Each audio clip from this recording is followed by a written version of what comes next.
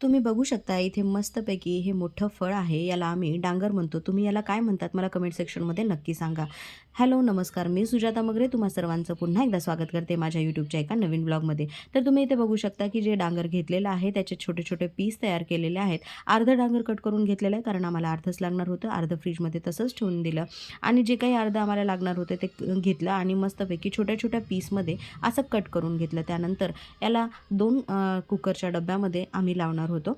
कुकरला 2-3 शिट्ट्या काढण्यासाठी. मग काय व्यवस्थित असं हे छान छोट्या-छोट्या पीसमध्ये जे कट केलेलं आहे ते डांगर यामध्ये टाकलं आणि त्याची उकड काढायची होती उकडायचं होतं. त्यानंतर मंद आचेवर याला मी गॅसवर आईने सांगितल्याप्रमाणे ठेवलं. आता गॅसवर ठेवल्याच्यानंतर जवळपास 2 ते 3 शिट्ट्या काढल्याच्यानंतर डांगर छान असं मऊ शिजलं होतं. तुम्ही बघू शकता किती सुंदर रंग दिसतोय आणि तसं स्मॅश करायलाही सोपं जाते छान उकडल्याच्यानंतर.